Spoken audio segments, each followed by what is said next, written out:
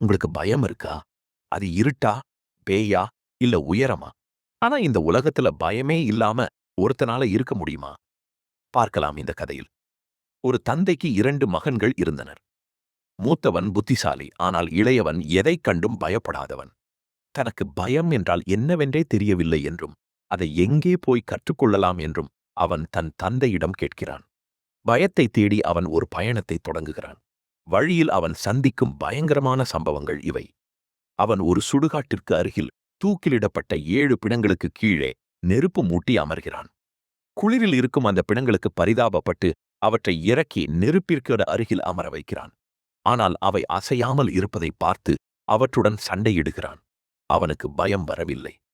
ஒரு அரசன், யாராவது எனது கோட்டையில் தொடர்ந்து 3 இரவுகள் தங்கி அங்கிருக்கும் பேய்களை விரட்டினால் அவனுக்கு என் மகளையும் பாதி ராஜ்யத்தையும் தருவேன் என்று அறிவிக்கிறான். அந்த சவாலை இவன் ஏற்கிறான். அந்த 3 இரவுகளில் நடந்தவை. முதல் இரவு. நடுநிசியில் 2 ராட்சத பூனைகள் வந்து அவனை சீண்டுகின்றன. அவன் அவற்றை கொன்று வெளியே வீசுகிறான். பிறகு ஒரு பெரிய படுக்கை தானாகவே நகரத் தொடங்குகிறது. அவன் அதன் மேல் அமர்ந்து சவாரி செய்கிறான். அப்போதும் அவனுக்கு பயமில்லை. 2ஆம் இரவு.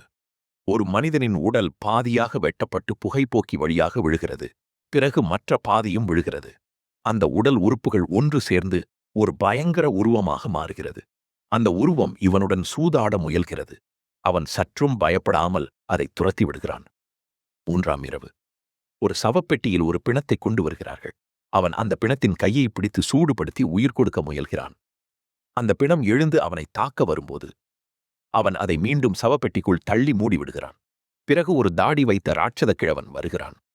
அவனையும் அவன் தாடியை ஒரு இடுக்கில் மாட்டி வைத்து சித்திரவதை செய்து விரட்டுகிறான். முடிவு. 3 இரவுகள் முடிந்து கோட்டை பேய்களிடம் இருந்து விடுபடுகிறது. அரசகுமாரிக்கும் இவனுக்கும் திருமணம் நடக்கிறது. ஆனால் அவனுக்கு இன்னும் பயம் என்றால் என்னவென்று தெரியவில்லை என்று வருத்தப்படுகிறான். இறுதியில் அவனது மனைவி ஒரு தந்திரம் செய்கிறாள். அவன் தூங்கிக் கொண்டிருக்கும்போது ஒரு வாளி நிறைய குளிர்ந்த நீரையும் அதில் துள்ளி குதிக்கும் சிறு மீன்களையும் மன்ன அவன் மீது கொட்டுகிறாள்.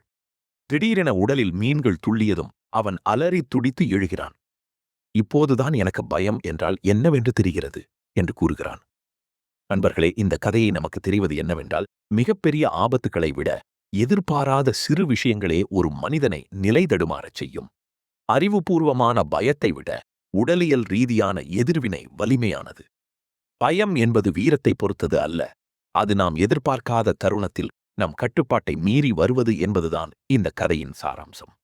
நண்பர்களே, வழக்கமாக எல்லோருக்கும் தெரிந்த கதைகளை கூறாமல், முடிந்த அளவிற்கு நீங்கள் இதுவரை கேள்விப்படாத கதைகளை நான் தேடி வருகிறேன்.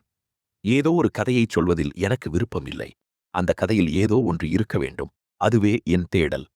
அடுத்தடுத்து இதைப் போன்ற வித்தியாசமான கதைகள் உங்களுக்காக காத்திருக்கிறது. அதனால் இந்த சேனலை சப்ஸ்கிரைப் செய்து வைத்துக் கொள்ளுங்கள். நன்றி.